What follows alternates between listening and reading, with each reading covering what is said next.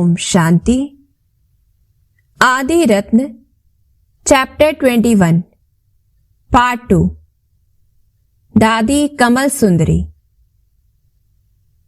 मेरठ सेवा केंद्र की संचालिका विनोद बहन, जो सन 1965 से 1980 तक देवता दादी के साथ रही, वे अपना अनुभव सुनाती हैं। परीक्षा में पास हुई। दादी जी सन 1958 में मेरठ आई। इससे पहले उन्होंने दिल्ली जमुना के कंठे पर व कमला नगर सेवा केंद्र पर सेवाएं की थी। जब दादी जी यज्ञ में आई तो बच्चों को साथ लेकर आई थी। फिर परिवार वाले आकर बच्चों को वापस ले गए। जब यज्ञ हैदराबाद सिंध से कराची चला गया तो वे कुछ समय के बाद हैदराबाद से कराची पहुंची और बाबा से मिली। बाबा ने कहा, मैं इसका मुखड़ा नहीं देखूंगा, देरी से आई है। इतना सुनते ही दादी जी को यादगार ग्रंथ रामायण की सीता की याद आ गई। साथ साथ दृढ़ निश्चय था कि मैं सीता रावण की जेल से निकलकर राम की शरण में तो आ ही गई हूं। अब राम मिलेंगे अवश्य ही। ऐसा ही हुआ। उसी रात बाबा अचानक ही उनके बेड के सामने जाकर खड़े हो गए। बाबा ने यह भी जैसे उनके निश्चय की परीक्षा ली थी, जिसमें वे पास हो गई। उन्होंने अपने लिए कभी कुछ नहीं चाहा। हड्डी हड्डी सेवा में लगाई। अन्य आत्माओं का सब कुछ सफल कराने की विधि भी दादी को बहुत अच्छी आती थी। जो भी धारणाएं हमारे जीवन में आई, सब दादी जी की कमाल है। बाबा के साथ क्लियर लाइन। दादी जी के ट्रांस की यह विशेषता थी कि वे खुली आंखों से ट्रांस में जाती थी। जब वे स्वर्ग की बातें सुनाती तो इतना खो जाती कि महसूस होता कि दादी वही है। उनका सुनाने का तरीका ऐसा होता कि हमें लगता कि हम भी स्वर्ग में हैं। 3-4 घंटे स्वर्ग की क्लास कराना उनके लिए साधारण बात थी। वे जब भोग लगाती तो कई बार स्वर्ग की शहजादी उनमें आ जाती। फिर रास प्रारंभ हो जाता। यदि कोई मर्यादा का उल्लंघन करके क्लास में आता तो दादी को तुरंत वाइब्रेशन आ जाता और वे क्लास में बोल भी देती।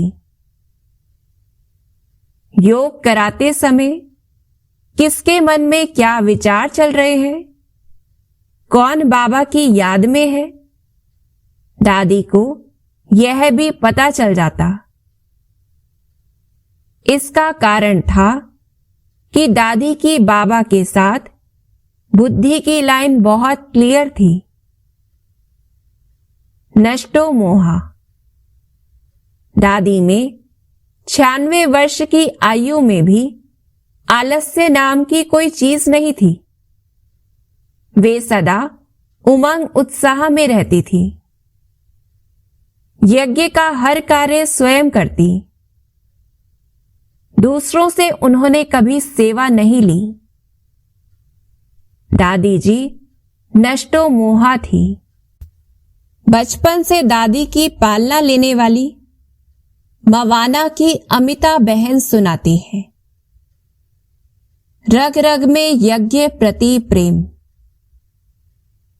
एक बार मधुबन में दादियों का 70वां वर्ष मनाया गया। उस समय वार्षिक मीटिंग भी थी। मीटिंग में भारत तथा नेपाल से हजारों बहनें भाई आए हुए थे। कईयों ने उस उपलक्ष्य में दादियों को सौगातें भी दी। देवता दादी को भी बहुत सौगातें मिली। उन सभी सौगात की चीजों को गठरी में पैक करके उनके कमरे में पहुंचा दिया गया। दादी ने कहा, इस गठरी को अलग रख दो। कई बहनों ने कहा, दादी यह चीज हमें दे दो, वो चीज हमें दे दो। दादी ने इशारे से समझाया, यह सब यज्ञ का है और यज्ञ में ही जाएगा। दादी ने जो यज्ञ से मिला था उसे रखकर बाकी सब यज्ञ में पहुंचा दिया।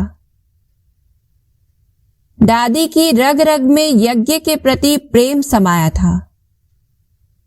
हर बात में पहले यज्ञ ही याद आता था। घटनाओं का पूर्व आभास। एक दिन दोपहर में एक माता दादी से मिलने आई। दादी सबसे प्रेम से मिलती थी। किसी को मिलने से ना नहीं कहती थी।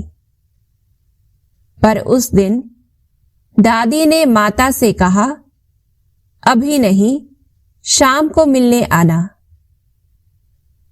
माता को भी आश्चर्य हुआ और थोड़ा ख्याल भी आया कि दादी क्यों नहीं मिली। वह उदास सी घर पहुंची। देखा कि घर में चोर घुसे हुए थे। गठरी बांध ली थी। उसे देखकर चोर गठरी छोड़कर भाग गए।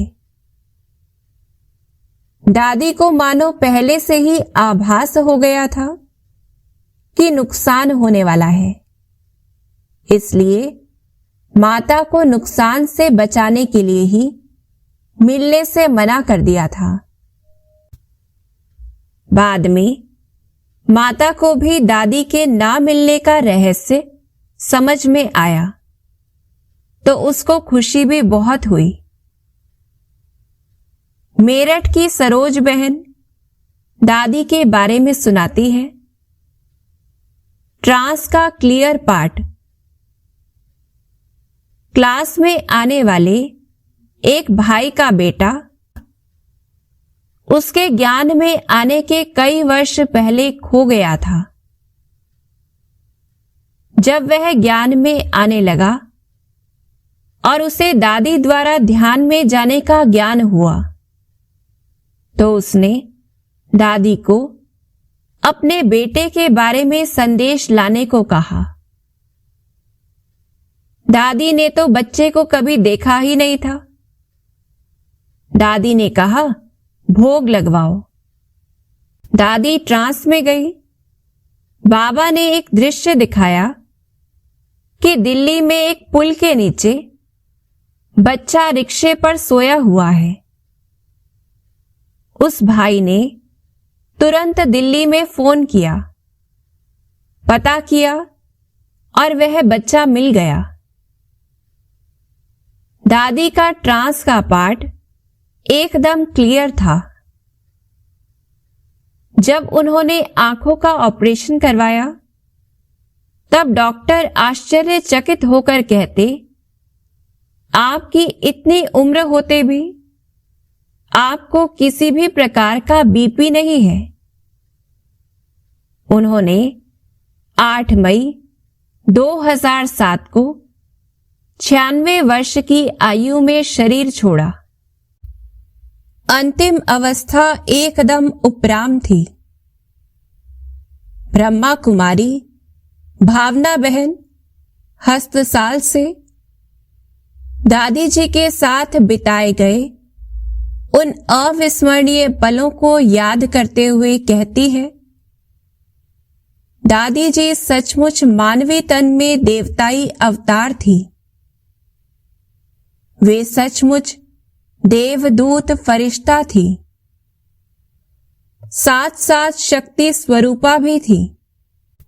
ब्रह्मा कुमारी जीवन के शुरू के 5 वर्षों में दादी से मिली पालना ने मुझे अचल अडोल और धारणा मूरत बना दिया। उनके दिल में सदा एक बाबा, बाबा का यज्ञ और सेवा ही रहती थी। समय की पाबंद। अमृत वेले रिकॉर्ड बजाने वाला भाई थकावट या अन्य किसी कारण से यदि 3:30 बजे का रिकॉर्ड नहीं बजाता तो खुद आवाज लगाकर अलर्ट करती कि समय हो गया है। सुबह ठीक 5:30 बजे क्लासरूम में पहुंच जाती थी और पहले साकार मम्मा बाबा की कैसेट चलवाती थी, फिर योग और मुरली चलती थी। दादी की खड़ाओं की आवाज सुनकर हमें पता लग जाता था कि समय हो गया है, दादी पहुंच गए हैं। खड़ाओं की आवाज अलार्म की घंटी की तरह हमें अलर्ट कर देती थी। दिन में बाबा को भोग ठीक 12 बजे लग जाता था। दादी कहती, यह बाबा का दिया हुआ समय है। मधुबन में ठीक 12 बजे भोग लग जाता है, तो यहां 12:15 भी नहीं होने चाहिए। अगर होते हैं तो आपकी एक्यूरेसी कम है। इसके लिए हमें अलर्ट करती थी। योग में वे साक्षात देवी की मूर्ति लगती थी, बिल्कुल हिलती नहीं थी। यहां तक कि उनकी पलकें भी नहीं झपकती थी। ऐसा लगता था मानो मूर्ति को ही बिठा रखा है, अपने लिए कुछ नहीं चाहा। दादी जी त्याग मूरत थी। मेरठ दिल्ली से दूर पड़ता है। दिल्ली में मीटिंग आदि में जाने के लिए अपनी गाड़ी न होने से तकलीफ होती थी। भाई बहनें गाड़ी के लिए कहते थे तो मना कर देती थी। उन्होंने कभी अपनी सुख सुविधा के लिए धन खर्च नहीं किया। वे जहां रहती थी वह मकान पुराने ढंग से बना हुआ था। उनके कमरे से बाथरूम दूर था। भाई बहनें नए मकान के लिए कहते तो कहती थी, मुझे नहीं चाहिए। जो भी धन की बचत होती बड़ी दादी को मधुबन में जाकर दे आती, अपने पास नहीं रखती थी। कहती थी, मुझे जरूरत होगी तो दादी देगी। वे डरती नहीं थी, सच्चाई की बात स्पष्ट कह देती थी। कोई उन्हें कुछ कह देता तो उसका बुरा नहीं मानती थी। बाबा से अटूट प्यार। बाबा का बड़ा फोटो उनके बेड के सामने लगा होता था। आते जाते जब हम उनके कमरे में देखते तो पाते कि वो लेटे लेटे बाबा से बातें कर रही हैं। हम पूछते, दादी आप क्या कर रहे हो? तो कहती, मेरा बाबा ही तो है, मैं उनसे बात करती हूं। बाबा की, यज्ञ की, ध्यान की बातें करते हुए उनमें खो जाती थी, खुशी से झूम उठती थी। उनका लौकिक जीवन कैसा था, फिर बाबा के कैसे बने, कैसे सब त्याग किया, कैसे बाबा के पास आ गए, सब बातें सुनाती थी। ब्राह्मण जीवन का और भविष्य स्वरूप का शहजादी की ड्रेस वाला जो फोटो बाबा ने उनका बनवाया था, उसे देख बड़ी खुश होती थी कि शीघ्र ही मैं यह बनूंगी। रक्षाबंधन पर जब भाई बहनों को राखी बांधती थी तो ध्यान में जाकर बांधती थी। देखती थी कि अगर किसी की धारणा ठीक नहीं है तो पहले उनसे प्रतिज्ञा करवाती थी, लेटर लिखवाती थी, बाद में राखी बांधती थी। बड़ों का सम्मान, कोर्स कराना, भाषण करना, योग शिविर कराना आदि की ट्रेनिंग मुझे दादी जी द्वारा ही मिली। मुझे दादी के पास रहते 6 मास ही हुए थे कि गुलजार दादी जी वहां मेले की ओपनिंग करने आई। दादी ने गुलजार दादी से कहा, मेले में शिविर कराने के लिए बहनों को भेजना। गुलजार दादी ने कहा, गुजराती बहनें बहुत अच्छा शिविर कराती हैं, यह भावना करा लेगी। यह सुनकर देवता दादी ने यह नहीं कहा कि अभी तो इसे आए हुए 6 मास ही हुए हैं, नई है। गुलजार दादी ने कहा और देवता दादी ने मान लिया। दादी जी बड़े दादी और अन्य दादियों की हर बात में आज्ञाकारी थी। जब मैं शिविर कराती थी तो बाहर बैठकर सुनती थी कि कैसा सुनाती है, फिर कहती थी, अच्छा ज्ञान सुनाती हो, किसी से प्रभावित नहीं, मां का भी प्यार देती, तो भोजन टोली आदि बनाना भी सिखाती थी। मैं सादी रोटी पराठा बना देती थी तो कहती थी, तुम तो सूखा सन्यासी हो, रोज रोटी खिला देती हो। फिर सुनाती कि बाबा ने हमें कैसे पालना दी, माजून खिलाया, इतने प्रकार के भोजन खिलाए, आदि आदि। मैं सेवा केंद्र पर नई नई आई थी। दादी जी सिंधी शब्द ज्यादा बोलती थी। वे सिंधी भाषा में जो चीज मांगती थी मैं लाकर दे देती थी तो कहती थी, होशियार है, समझदार है। कभी मैं बीमार पड़ती थी तो तबीयत का ध्यान रखती थी, दवाई आदि लाकर देती थी।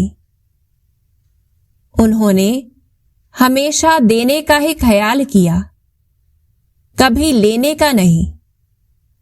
वे सबको समान रूप से चलाती थी, चाहे कोई बड़ा हो या छोटा। किसी के धन या पद पोजीशन का उनके ऊपर रिंचक भी प्रभाव नहीं पड़ता था। ऐसी थी हमारी देवता दादी, जो मां का स्वरूप भी थी तो शक्ति स्वरूपा भी थी। वे व्यक्ति को धारणा मूर्त, त्यागी, तपस्वी और हर परिस्थिति का सामना करने योग्य, अचल अडोल बना देती थी। ब्रह्मा कुमारी सपना बहन, जो वर्तमान समय ORC में सेवारत है, वे देवता दादी के साथ के 7 वर्षों का अनुभव इस प्रकार बताती है। लौकिक में भी अलौकिक मर्यादा। दादी जब यज्ञ में आई तो 22 साल की थी। 2 बच्चे थे, लड़की 6 मास की तथा लड़का थोड़ा बड़ा था। पति विदेश में था। पति ने पवित्रता पर झगड़ा किया और ओम मंडली में आने का बंधन लगा दिया। फिर बंधन तोड़कर बच्चों को साथ लेकर आई। बच्चों को पिताजी लेने आया तो बच्चों को वापस दे दिया। अब बेटे ने 70 साल की उम्र में शरीर छोड़ दिया है। जब वे मिलने आते तो दादी उनको गेस्ट हाउस में ठहराती थी, सेंटर पर नहीं। वे अपने लौकिक में भी सेवार्थ जाती थी तो यज्ञ के लिए मदोगरी करके आती थी, अर्थात उनका सफल करा के आती थी। यज्ञ की बातें उनको सुनाती थी। कभी लौकिक बातें उनसे नहीं करती थी। एक बार दादी की बेटी अपनी बहू को लेकर आई। बहू ने दादी को कहा, लाओ मैं आपको नहला दूं। दादी ने कहा, नहीं, मेरी बच्ची अर्थात मैं नहलाएगी। यह सुनकर उनकी बेटी तथा बहू दोनों बहुत अफसोस से कहने लगी, हमने ना तो दादी से पालना लेने का भाग्य पाया और ना ही अब पालना देने का भाग्य हमें मिल रहा है। बचत का संस्कार। दादी का सेंटर भरपूर था। कोई भी चीज आती थी, चाहे माचिस भी, सब इकट्ठी करके मधुबन देती थी। चप्पल टूट जाती थी तो उनको गठवा कर प्रयोग करती थी। फटे घिसे कपड़े ठीक करके पहनती रहती थी। यदि हम उन्हें छिपाकर पहनने को दूसरे देते थे तो कहती थी, बाबा के घर का वेस्ट नहीं करना, अभी उनसे काम चल सकता है, वही पहनूंगी। एक बार मेरी चप्पल टूटी। मैंने दादी को बिना पूछे दूसरी पहन ली। दादी ने देखा तो पूछा, तुम्हारी वो चप्पल कहाँ है? मैंने कहा, दादी वो टूट गई। दादी बड़े प्यार से कहती है, नई चप्पल क्यों पहनी मेरे बिना पूछे? तुम पुरानी को टांका लगाकर पहन सकती थी। फिर उनके सामने वही चप्पल टांका लगवाकर कई दिन पहनी। इस प्रकार स्वयं भी फालतू खर्च नहीं करती थी, हमें भी नहीं करने देती थी। धारणाओं पर ध्यान। हम बहनें एक दो की चीज यदि आपस में यूज कर लेते तो बहुत ध्यान रखती और सख्ती से मना करती थी। आपस में व्यर्थ बातें करने से भी मना करती थी। चक्कर लगाती रहती थी यह देखने के लिए कि क्या बातें करती है। एक दूसरे के बेड पर बहनों को बैठने नहीं देती थी। कन्याओं का आपस में या भाई बहनों के साथ लगाव झुकाव ना हो जाए, इस बात में बहुत सावधान रहती थी। भाई से तो क्या, माताओं से भी ज्यादा बात नहीं करने देती थी। कन्याओं को अलबेला नहीं बनने देती थी।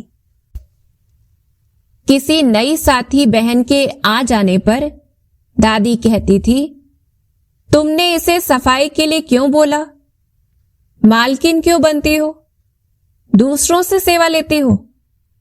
आदत क्यों बिगाड़ती हो? लौकिक घर से फोन आ जाए तो ज्यादा देर बात नहीं करने देती थी। मैं कहती थी, दादी उनकी तरफ से आया है, तो भी कहती थी, उनका पैसा क्यों खराब कर रही हो। मुझसे पूछती थी, कॉलेज से कितने बजे आएगी। मैं कहती थी 2:50 बजे आऊंगी। यदि मैं 5 मिनट भी लेट हो जाती थी तो वो बाहर धूप में खड़ी होकर इंतजार करती थी। मैं कहती थी, दादी आप बाहर क्यों खड़े हो। कहती थी, तेरे इंतजार में, कहीं मेरी बालकी को कोई उठा न ले जाए। अपने हाथों खाना खिलाती थी बड़े प्यार से। फिर कहती थी, इन बर्तनों को अभी साफ कर लो। इस प्रकार प्यार भी देती थी, सेवा भी सिखाती थी, अनासक्ति सिखाती थी। एक बार दादी ने शकरकंदी उबाली, मेरे हिस्से की किसी मेहमान को खिला दी। जब मैं कॉलेज से आई, मेरे लिए स्पेशल एक शकरकंदी पतीले के पास बैठकर उबाली और मुझे खिलाई। दादी कहती थी, भोजन बाबा की याद में खाओ, आसक्ति से नहीं। मुझसे पूछती थी, तुमको क्या खाना पसंद है। मैं कहती थी, भिंडी पसंद है, केले की सब्जी बिल्कुल नहीं खाऊंगी। दादी क्या करती थी, भिंडी थोड़ी देती थी, केले की सब्जी ज्यादा खिलाती थी। यह भी कहती थी, देवताओं का भोजन बहुत कम होता है। जितना भी फल आता था, गुरुवार को भोग में प्रयोग करती थी। आलू का छिलका कम उतारती थी। मटर का दाना कुर्सी के नीचे चला जाए तो कहती थी, ढूंढ कर दो। एक दाना भी व्यर्थ नहीं जाने देती थी। सब्जी का साइज एक जैसा कटवाती थी। हमें थोड़े से सर्फ से कपड़े धोने सिखाए। कभी खाली नहीं रही। दादी मुझे 2 बजे उठा देती थी। अमृत वेले योग के बाद सब्जी काटने तथा झाड़ू पोछा करने में 4:45 बज जाते थे। फिर दादी को स्नान कराना, उनके कपड़े धोना, चोटी करना आदि सेवाएं करती थी। फिर 6 बजे क्लास होती थी। मुरली विनोद भाई सुनाते थे। दादी हफ्ते में 2 बार क्लास कराते थे। दादी ने लास्ट तक अपने हाथों से सब्जी बनाई। अमृत वेले के बाद कभी नहीं सोई। कहती थी, अमृत वेले के बाद सोना माना बाबा से शक्ति ली, वो खत्म। मधुबन में होती थी, तब भी कोई हो या ना हो, ठीक 6:30 बजे क्लास में आ जाती थी। हमने उनको कभी खाली नहीं देखा। या तो मुरली पढ़ती थी या योग करती थी। मैं कितनी खुश नसीब हूं, मैंने पालना उनकी पाई, जो ईश्वर के प्रेम में अपना सब कुछ छोड़कर आई। थी त्यागी और तपस्वी एकानामी की अवतार। बाबा के यज्ञ से था उनको बहुत ही प्यार। थी पक्की नष्टो मोह, हमको भी बनना सिखाया। बन जाओ एक व्रता, यह पाठ हमको पढ़ाया। नवसारी सेवा केंद्र की निमित बहन गीता, जिन्होंने लौकिक पढ़ाई पढ़ते हुए दादी से पालना ली, वे उनके साथ का अनुभव इस प्रकार सुनाती है। साथ खिलाने पिलाने का संस्कार। देवता दादी में पालना का संस्कार कूट कूट कर भरा हुआ था। कोई भी चीज वे कभी अकेले नहीं खा पी सकती थी। सबको साथ खिलाने पिलाने में ही उनको तृप्ति होती थी। एक बार दादी जी के लिए चाय बनानी थी। दूध कम था। हम 2 बहनें साथ थी। एक बहन ने दादी के लिए 1 कप चाय बनाई तथा 2 गिलासों में पानी डालकर ले आई। एक मुझे पकड़ाया, एक खुद ने पकड़ा। पानी को हम दोनों बहनों ने दादी के साथ साथ घुट घुट कर ऐसे पिया जैसे हम चाय पी रहे हों। दादी को लगा कि ये भी मेरे साथ चाय पी रहे हैं। यदि हम ऐसा न करते तो दादी अकेले चाय नहीं पीती। सावधानी देने का संस्कार। दादी भरी क्लास में किसी भी बहन या भाई को किसी भी धारणा के प्रति सावधान कर देती थी, परंतु किसी को भी बुरा नहीं लगता था। क्लास पूरा होने पर वह बहन या भाई यही कहता था, हमारी मां भी तो हमें सिखाती थी, दादी भी तो हमारी मां है, सावधानी दी तो क्या हो गया। पीठ पीछे किसी ने भी कभी भी दादी की बुराई नहीं की, क्योंकि दादी का चित्त हर प्रकार के दुर्भाव से अछूता था। उनके मन में जो कल्याण भावना थी वही सब तक पहुंचती थी। धारणाओं पर ध्यान। दादी माताओं को क्लास में फुल ड्रेस में आने का पाठ पक्का कराती थी। माताओं को भी दादी ने समर्पित ब्रह्मा कुमारियों की तरह फुल ड्रेस पहनने की आदत डाली। बांधेली माताओं को भी ड्रेस के मामले में छूट नहीं देती थी। सच्ची योगिन। दादी 3:30 बजे उठकर संदली पर बैठ जाती थी और योग में चेहरा लाल लाल हो जाता था। देखकर हमें लगता था सचमुच दादी का कनेक्शन बाबा से जुड़ा हुआ है। दिन में आराम करना होता था तो कहती थी, वतन में जा रही हूं। 5 मिनट के अंदर दादी सो भी जाती और उठ भी जाती थी। ऐसे लगता था स्वयं पर इतना नियंत्रण है कि संकल्प के साथ निद्रा और संकल्प के साथ जागृति हो जाती है। दादी की पालना से आत्मा इतनी परिपक्व हो जाती थी कि कोई भी परिस्थिति कहीं भी कभी भी उसे हिला ही नहीं सकती थी। ओम शांति।